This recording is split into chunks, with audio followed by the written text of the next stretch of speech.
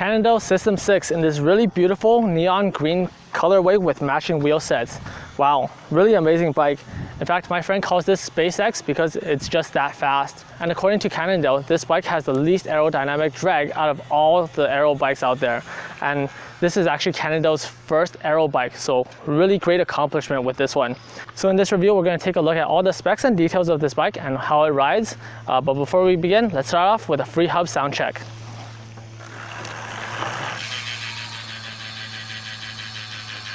Yep. All right, let's go.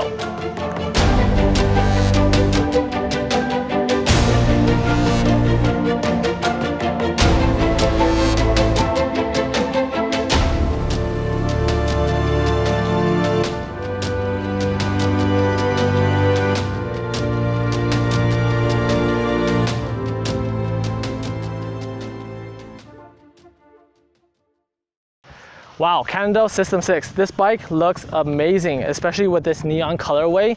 Really love the look, especially with these matching neon deep dish wheel sets. So let's talk about this bike. This bike is a size 54, and for reference, I am 175 centimeters tall. So according to Cannondale, this is the fastest road bike out there with the least aerodynamic drag. As we can tell from the looks, it looks really fast. So that's also the reason why they call it the System 6.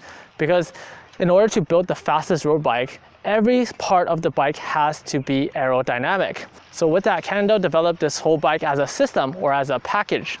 So those 6 parts are the handlebar, the stem, the fork, the frame, and the wheel set, and the seat post. So just looking at everything is very aerodynamic, really sharp looking, even at the front.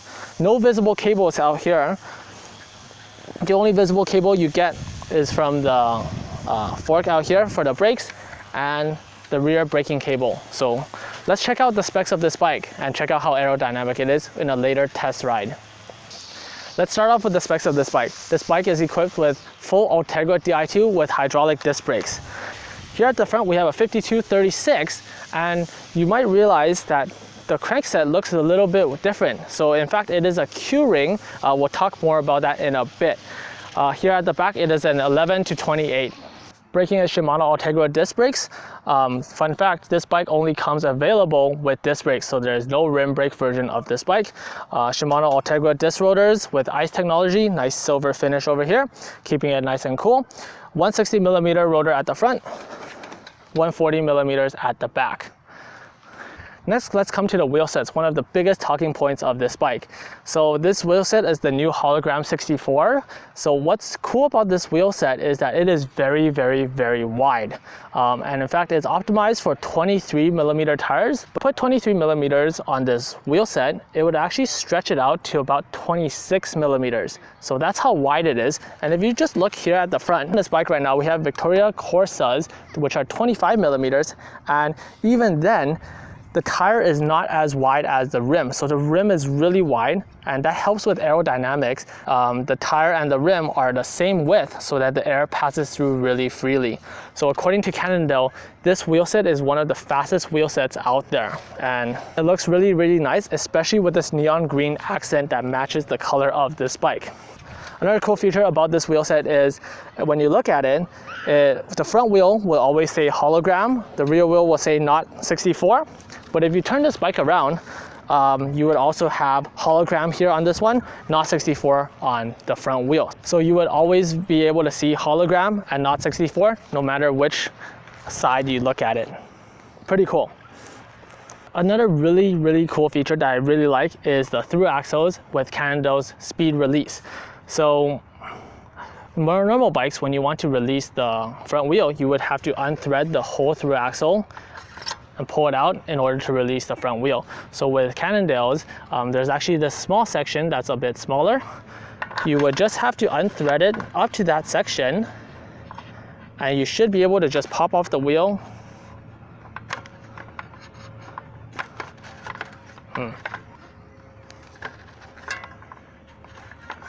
Like this. Takes a bit of time to get used to it. I'm not used to it, I'm always used to it pulling it out. But yeah, you would just pop it off like that. And then same thing when you put it on. just thread it back in as well.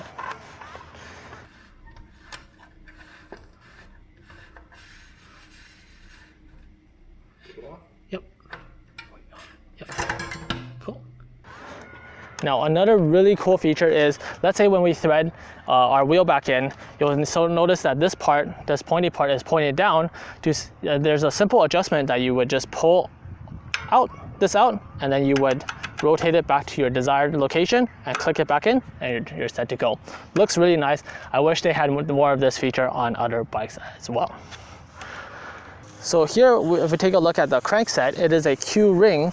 So a normal crankset is round, and as you'll take a look at this one's actually in an oval shape. So the reason why they do that is, at each different section of the pedal stroke, you have a power zone and you have a dead area. So if we spin here, so as we spin, as we pedal, as we reach to our power zone right here at the top where we're pressing down, the Q-ring would actually be at its widest curve, simulating a higher gear, giving you the more power.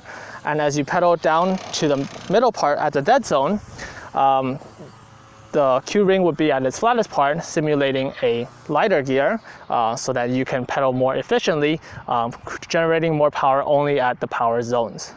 One note that there is a power meter on this Q-ring built in as well.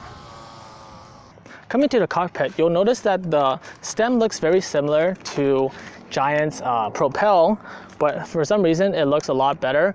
Everyone complains about the Propel. No one really complains about this one. The stem is an aluminum stem, carbon fiber handlebar.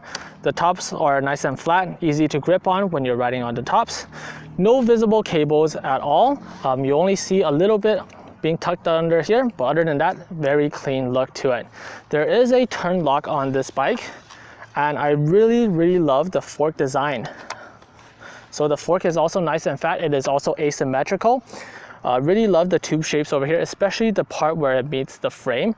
All of the tube shapes flow really well, very angular as well. And when you turn, it doesn't rub on the frame. So really nicely designed over there. And another interesting point is, when you turn the bike, you'll notice that you can see a hole through the frame, and that's where the cables run down into the fork and into the frame as well. Really nicely designed. I really like the look of it. What do you guys think? Coming along to the seat post, you'll notice that it is really fat and wide, also there for aerodynamics. And in order to adjust the seat post height, there is actually a hex key insert over here at the bottom. You would have to stick a long hex key in there, and then to rotate it, and then you would adjust the height there. I won't adjust it on this bike just because I don't want to mess with the settings. Also, you'll notice all of the tube shapes are really flat as well, including the flat back tube shape on the seat post and the bike. That's to help with aerodynamics as well.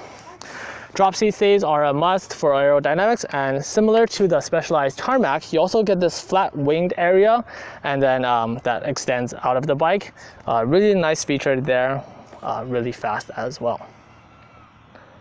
So according to Cannondale, this bike will climb faster than a lightweight climbing bike up a hill of 6% gradient or more. It would also be faster downhill when compared to that bike as well.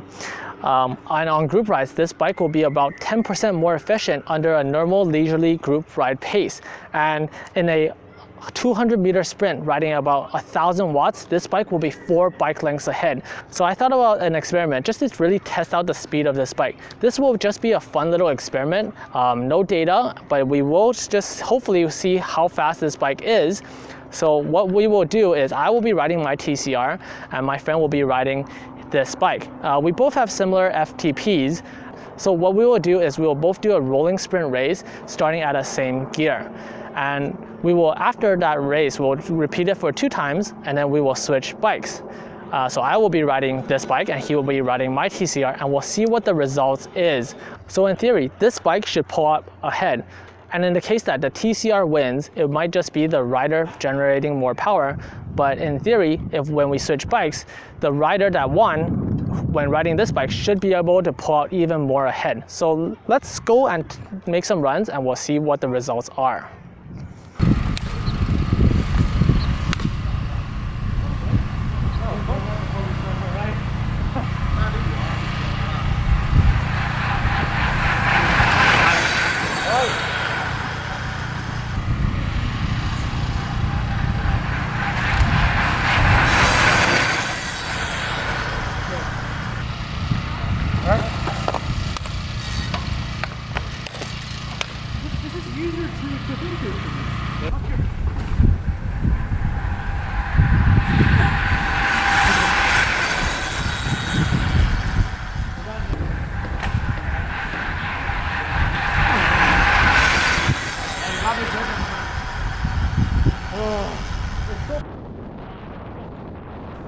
Alright, let's go through the races. Once again, this test is meant to be a fun experiment to see what would happen in a similar situation, maybe in a group ride or a race. So, as we can see from the results, the System 6 was the overall winner. In the first race, it was pretty even, and in the second race, my friend got ahead of me. And I was putting down quite a bit of power too, around 900 watts, but I wasn't able to catch up. When we switched bikes, I felt the difference in stiffness right away. The front of the bike is noticeably stiffer on the System 6 due to its beefier stem and handlebar. When riding it, I felt I was able to put down more power. Definitely felt faster than my TCR, but once again, this is just my feeling. I wasn't able to collect any data based on speed. And it also makes sense too that the System 6 is more aerodynamic with deeper dish wheels, and just the overall frame has less drag. So while riding that bike, I was able to beat my friend who was riding my TCR. So there you have it, the System 6. I would say it is a really fun bike to ride and definitely different from the TCR. The TCR is a really balanced bike, great for climbing and handling, but the System 6 is the faster bike overall, and the bike to choose for flat roads and pure speed. So with that being said, hope you enjoyed my review. Make sure to hit that like and subscribe button, and feel free to leave a comment down below on what you think. See you guys next time. Holy,